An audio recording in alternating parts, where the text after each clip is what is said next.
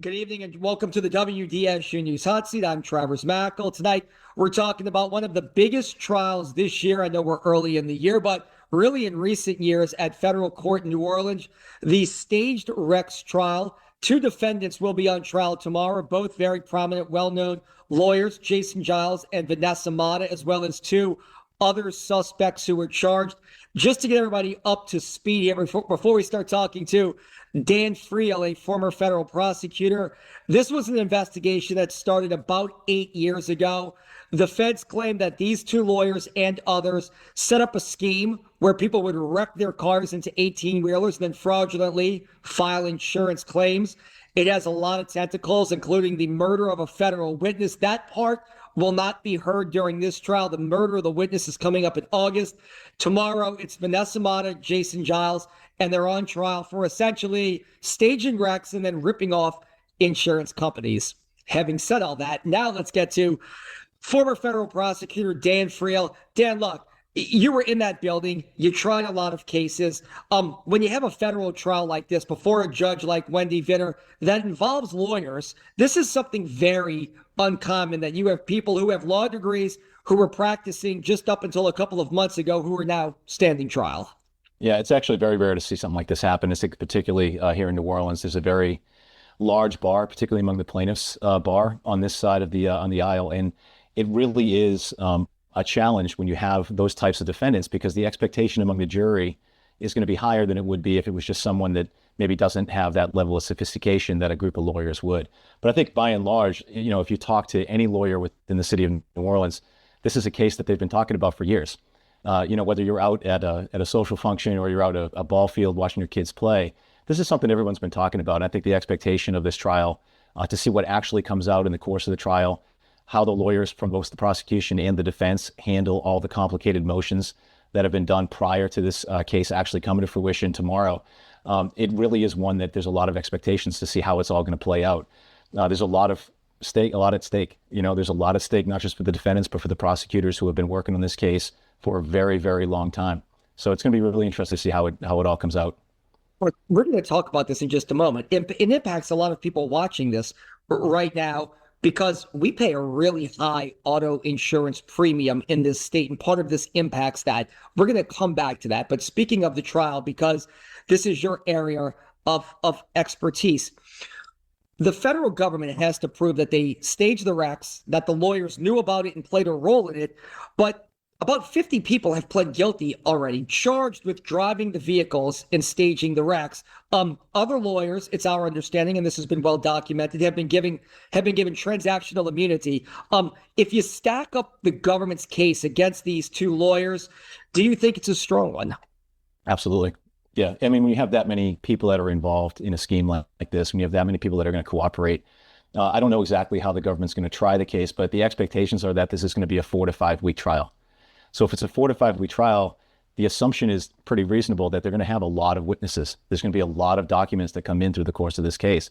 So at some point, when you're piling up testimony after testimony after testimony of people that were involved in this scheme, whether they're at the very high level or the very low level, when you start piling that stuff up, it becomes very, very difficult for a defendant to overcome that sort of avalanche of testimony, And so what's going to happen here is that the government is going to bring out, hopefully, if they're going to win this case, every bit of evidence that they have, so it'll come down to a couple of key witnesses.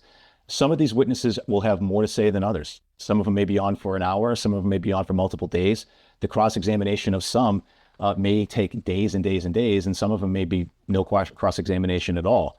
But at some point, that avalanche of testimony that comes in is a challenge for the defense attorneys in this case. And I think it'll be really interesting for them to try to pick and choose what's important and what's not. So each of these defendants that are on trial this week, what they're really kind of targeting is, well, what does this mean to me? If this witness has nothing to say about me, I'm not going to touch it. If they do have something to say about me, what is important that they've said? And draw the inference from your cross-examination to those jurors as they're watching you cross-examine those witnesses, that this is what's important about what this witness had to say. You can ignore everything else. That's kind of what you think you have to do, especially when you have that many potential cooperators that are coming. But ultimately, these cases typically come down to 1 or 2 really key witnesses, 1 or 2 really key documents, maybe some exchanges of messages that go back and forth between co-conspirators and things of that sort.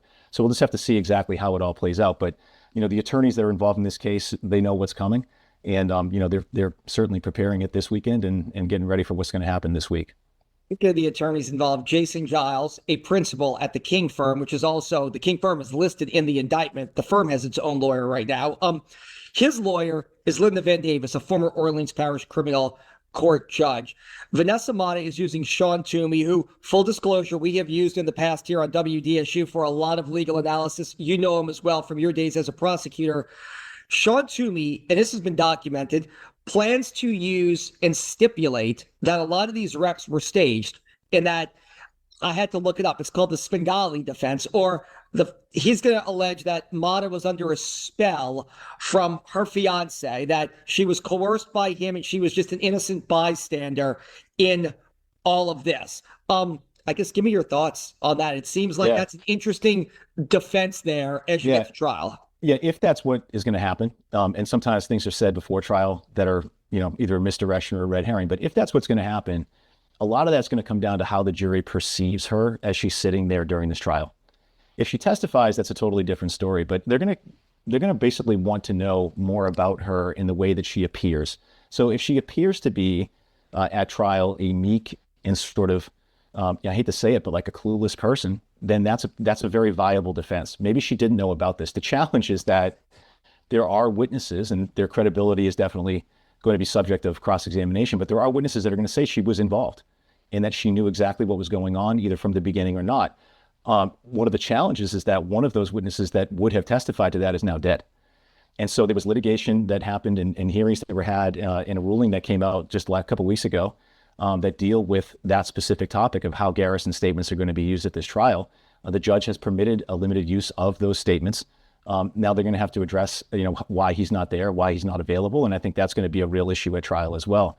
But yeah, I think if the Svengali defense is effective, then that's potentially an opportunity for her to walk. So we'll have to see whether or not that is something that the jury's going to believe. But it's a unique approach for someone that's a lawyer. It's not like she's, a low-level office employee that was just filing papers and doesn't know anything about what's going on. She's sophisticated. She took the bar exam. She passed it in the state of Louisiana. She was a practicing attorney. She was the focal point of her own law firm. And so that's not necessarily something that kind of is conducive to that type of defense. But again, I think a lot of it's going to come down to how the jury perceives her as she's sitting there. It will certainly be something that they have to consider if she does end up testifying. And if she does testify in her own defense, then if she comes across as someone that is capable of responding to the prosecutor's cross-examination, that's going to be really the key evaluation that the jury is going to look at. Is she going back and forth? Is she capable? Does she understand what's going on here? And that's going to be where I think the rubber meets the road if she does end up testifying in her defense in this case. Look, it's a really unique dynamic. Just to get people up to speed if they have not followed this, I know that it's been covered well in the media and we have done numerous stories on this. You mentioned Cornelius Garrison. He was a key witness in this. He was shot and killed, murdered in cold blood. Vanessa Mata's fiance is charged in part with the murder of that federal witness, Sean L. Fordish. He is not part of tomorrow's trial. He's going to trial for the murder of that federal witness and his alleged involvement coming up in August. But when she uses this defense, which is our understanding she will, you're not just saying somebody you don't know manipulated you. You're saying your fiance, who, by the way, is the father of your second child, manipulated and coerced you. So it'll be interesting to see, like you said, how a jury responds to all of that, because there are a lot of layers there. Oh, for sure. For sure. The whole complication here, like you said, is that relationship, and so if you're selecting the jury, which is going to take a little while, obviously, it'll probably take most of the day tomorrow, if not into Tuesday. So when you're selecting a jury here, if that is the defense, you want jurors that are going to be sympathetic to that type of defense. So you want people that are amenable, probably female. You want to skew towards someone that maybe is married or maybe is divorced now, or someone that has that type of potential background. You don't know everything about the people that are going to be called in for jury duty tomorrow, but if you're making that defense, you want that on the jury. On the flip side, if you're the prosecution, you don't want that type of person on the jury. So the jury selection here is going to be very, very important for that particular defense for Mata. Let's just pivot and talk about Giles really quickly here. Obviously, with the King firm is listed in this indictment. It is our understanding that the government will call other lawyers as well as these slammers to testify against him. I know you are a lawyer and you're very tight in the legal community. A lot of people were asking questions. How were more people indicted in this? It's a great question. I guess the feds will eventually have to answer that. But if there are, in fact, going to be lawyers that roll through there and say, this is the one, he's the one that did this, what is his defense? What is Linda Van Davis and Jason Giles' defense if you have people testifying against him? Yeah, it's a similar dynamic to what you would see almost in any sort of conspiracy, whether it's a drug conspiracy or it's some kind of money laundering conspiracy or anything else. These are your friends. These are your associates. These are people that worked with you. Sometimes they work against you, but there are people that know you very, very well. And so for those people to come into court and under the circumstances testify against you, your challenge then is, why are they doing it? And so what you just kind of touched on is something that I think is going to be a challenge for the prosecutors in this case, is that if you've got a whole litany of people that have not been charged, so lawyers that maybe were doing the same thing, maybe they were generally aware of the conspiracy itself, maybe they had some higher level of involvement, but in exchange for a great deal of information, they were given what you described before as transactional immunity. That's going to be subject to cross-examination. Were you given this immunity for the purpose of testifying against my client? And so when Linda Van Davis does cross-examine those witnesses, that's going to be the primary line of attack. Weren't you given a break on your potential sentence in exchange for testifying against my client? And a juror, a normal person, is going to use their common sense and say, well, that might be something that I can kind of discount that person's testimony for. So again, when you have that avalanche of testimony that's going to come in over the course of 4 to 5 weeks, all these witnesses have to be categorized by the jury in some capacity. It's the lawyer's job, both from the prosecution and the defense, to put them in the proper category. If you're the prosecutor, what you're going to say is these cooperating witnesses are people that are being held accountable for their relatively low role in this involvement in this scheme. They are being held accountable. They have repercussions that are going to come to them. That'll be decided at a later point. The defendant's attorneys then are going to say, they're not getting charged with this. They're not sitting here. Notice that they're not the ones at this table. It's my client at the table, and ask why that is. So again, these are considerations, and it's why the jury system is so great. You know, you'll have 12 people from the Eastern District of Louisiana that don't know anything about this case. So if they've watched this interview, they've read about this case and before, they're probably going to get excluded just by virtue of their knowledge. So there are 12 people that are complete strangers to this whole series of facts. They're going to sit there and they're evaluate these people for what they see. And so that 15 minutes, that 30 minutes, that 2 days that person's on the stand, that's what they have to evaluate. It's not the 25 years of a legal career prior to that. It's like, what do I see as I'm sitting here and evaluating what those words are that are coming out of that person's mouth? That's going to be very, very interesting, I think. But it is going to be interesting. Final question, because we are running out of time here. How important is jury selection? Just based on what you said, and look, I have covered this for years now. From what lawyers have told me, how critical is jury selection tomorrow before Wendy Vidder? It could be the whole case, honestly. Like, you could probably win or lose this case based upon who's sitting on that jury. If you have 1 or 2 mishits, 1 or 2 jurors that you're not really sure about that are sitting on that panel, and they end up becoming the person that holds out. I had one trial where 1 juror held out, and it was a mistrial. And then there's a challenge for the prosecution after that. Is like, what do we do the second time around? Sometimes it's good, sometimes it's bad. Sometimes when the juror holds out, you have more opportunity to present evidence the second time around. But the flip side is that you have to do it all over again.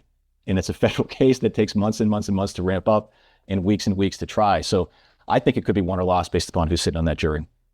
I said that was the final question. This is the final question. The judge presiding over this is Wendy Vidder. She was a Trump appointee back in 2020. She is the wife of former U.S. Senator David Vidder. I think her reputation for most people in the legal community is no nonsense, that she is just right to the facts and very organized and efficient in the courtroom.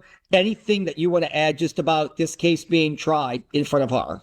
Just in the stuff that I've read, the rulings that she's made, they're well thought out. They're well considered. They're articulate.